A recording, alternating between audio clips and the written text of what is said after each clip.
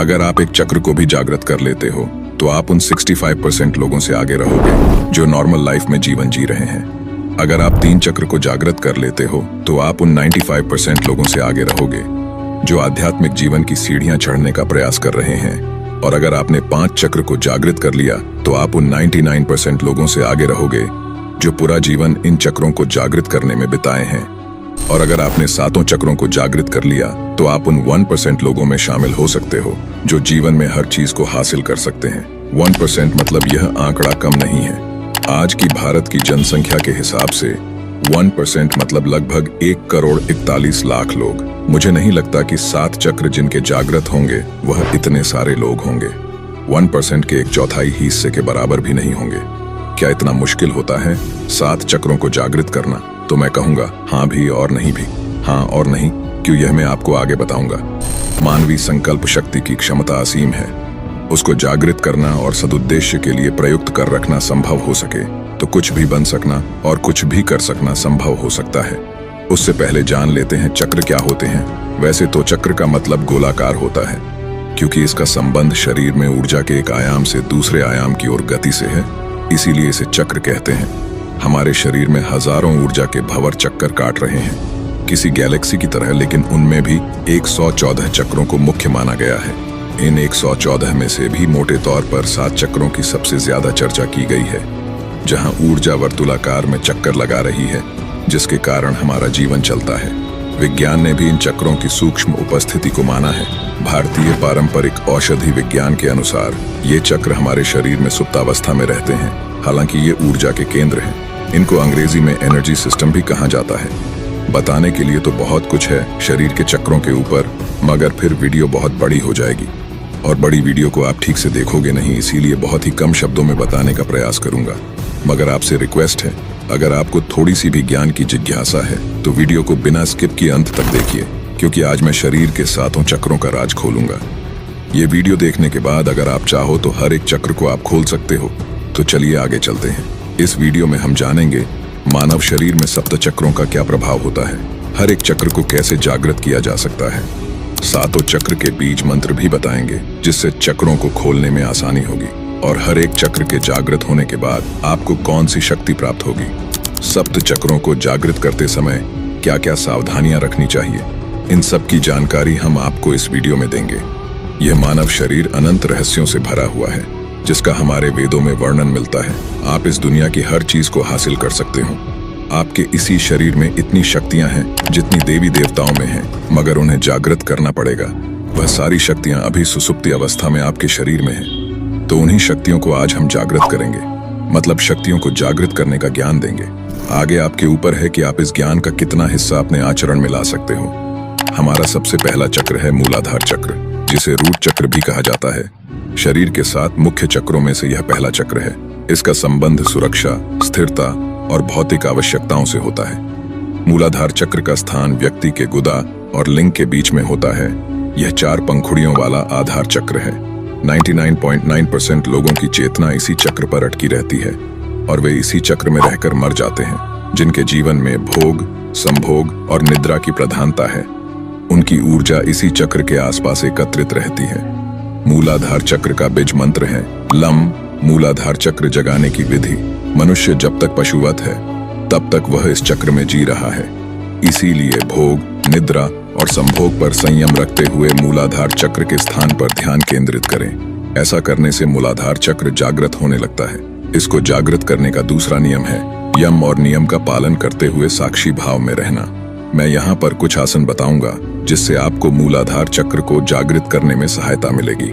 ताड़ासन mountain pose, virabhadrasana warrior pose, vrikshasana tree pose, malasana garland pose, ये आसन हो गए। और प्राणायाम की बात करें तो कपालभाति और भस्त्रिका प्राणायाम करने से मूलाधार चक्र को जागृत करने में सहायता मिलती है। अब जानते हैं इस चक्र का आपके शरीर पर क्या प्रभाव देखने को मिलेगा। इस चक्र के जागृत होने पर व्यक्ति के भीतर वीरता, निर्भीकता और आनंद का भाव जागृत हो जाता है। व्यक्ति की शारीरिक इच्छाएं नियंत्रित हो जाती हैं और वह ब्रह्मचर्य का पालन कर सकता है। अध्यात्म में स्थिरता, ब्रह्मचर्य से व्यक्ति की आध्यात्मिक ऊर्जा का संरक्षण होता है, जिससे वह ध्यान और साधना में अधिक गहराई तक जा सकता है।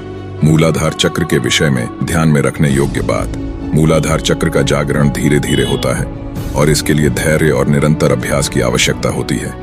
हमारा दूसरा चक्र है स्वाधिष्ठान चक्र, जिसे सैक्रल चक्र भी कहा जाता है।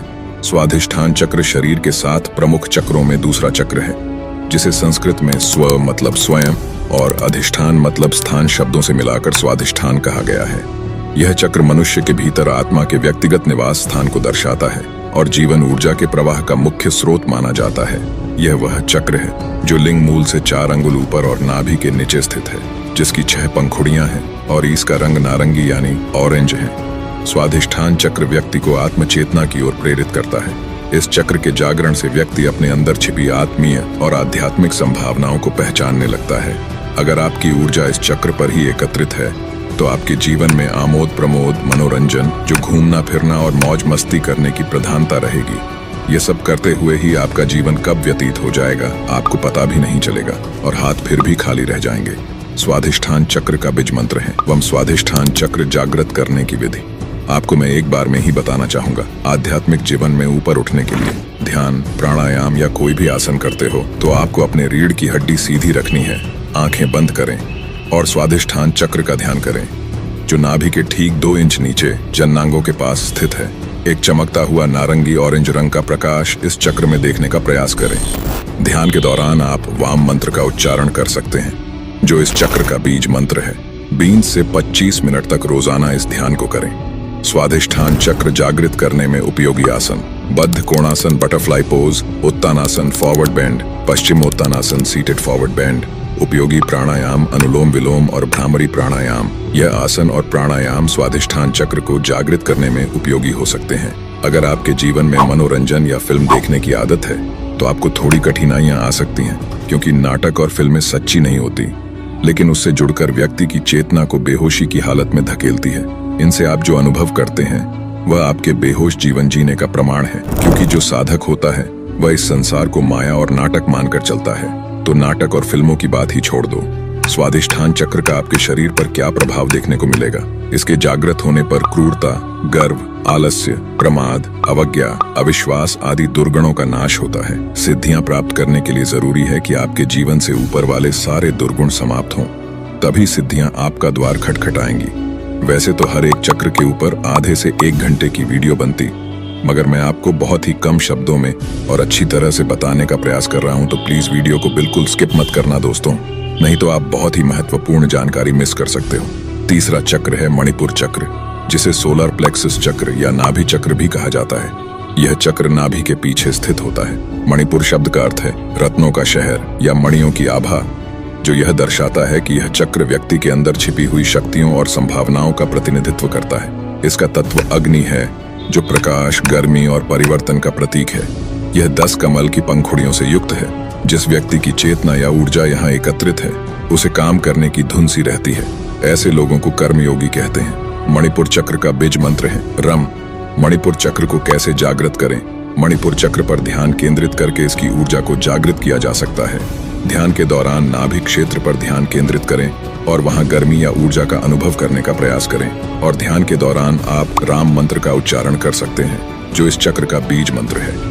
मणिपुर चक्र जागृत करने में कुछ उपयोगी आसन और प्राणायाम आसन है। उत्थिता त्रिकोणासन, एक्सटेंडेड ट्रायंगल पोज, धनुरासन बो पोज। प्राणायाम है उज्जाई प्राणायाम, कपालभाति प्राणायाम।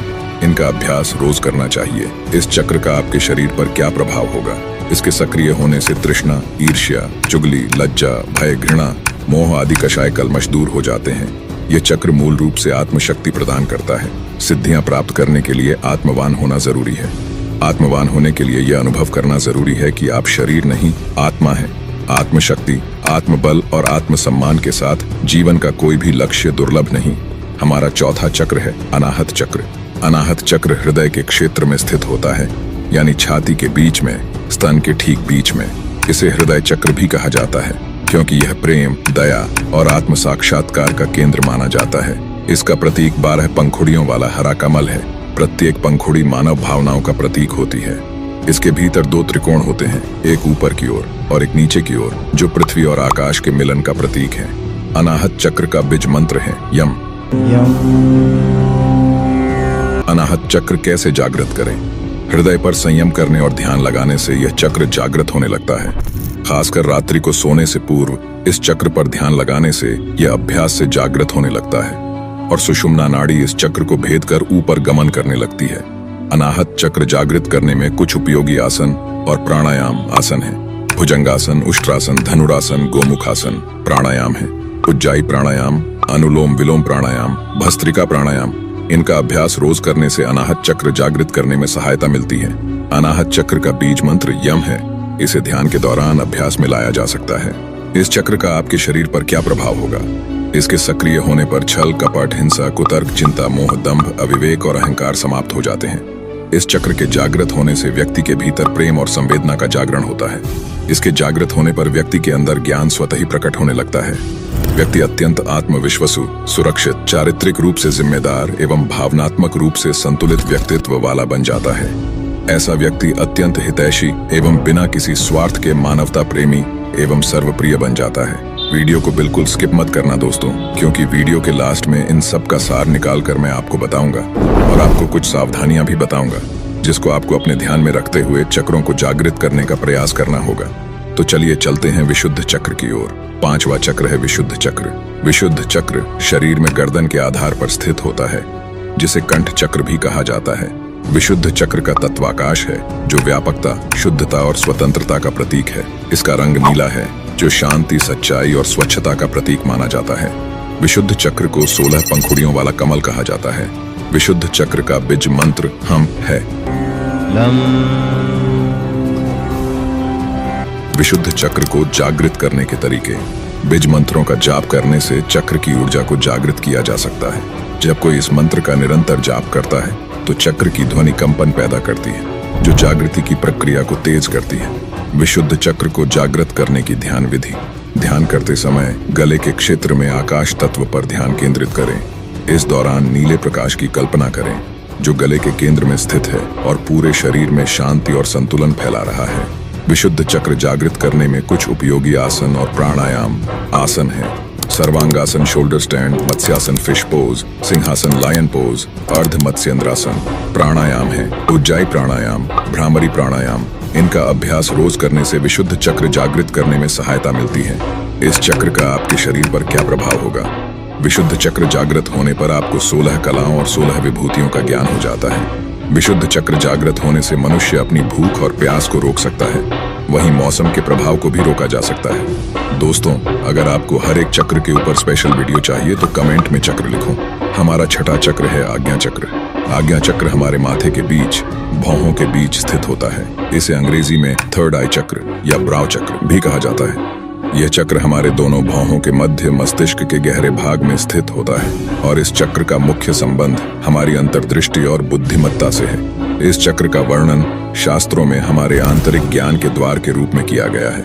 यह वह स्थान है जहां से हम भौतिक और आध्यात्मिक दोनों दृष्टियों का अनुभव करते हैं। जिस व्यक्ति की ऊर्जा यहाँ ज्यादा सक्रिय है, वह संवेदनशील और तेज दिमाग का बन जाता है, लेकिन वह सब कुछ जानने के बावजूद मौन रहता है। इसे बौद्धिक सिद्धि कहते हैं। आज्ञा चक्र का बीज मंत्र है ओम। आज्ञा चक्र को कैसे जागृत करें?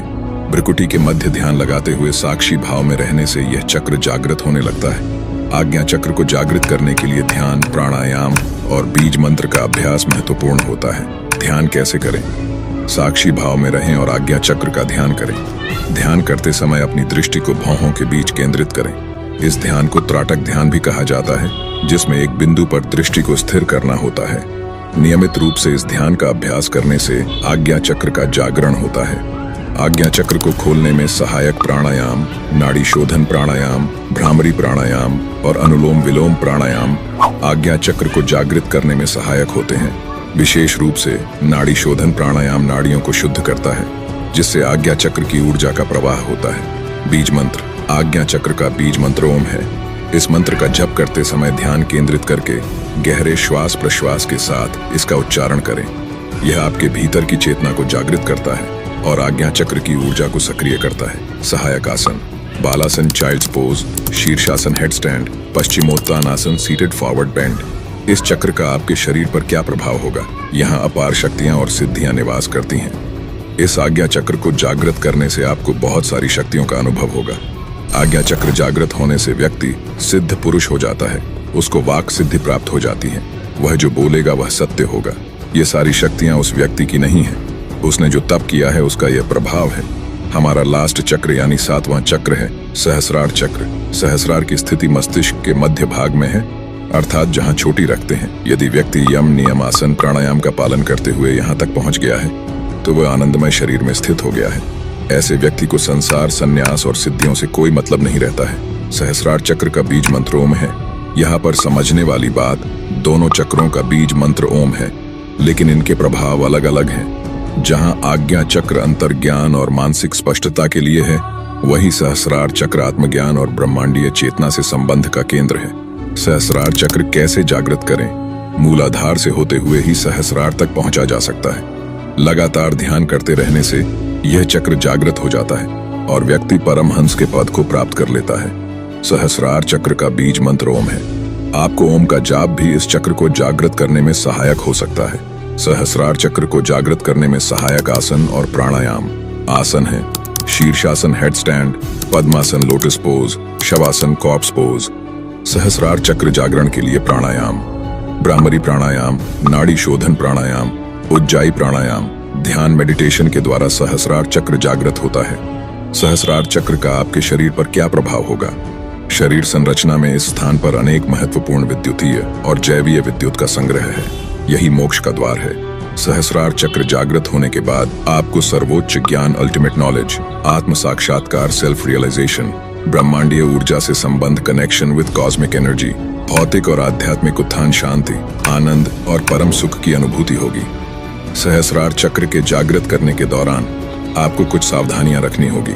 सहस्रार चक्र जागरण के दौरान मिलने वाली चुनौतियां, शरीर और मन की शुद्धि का महत्व।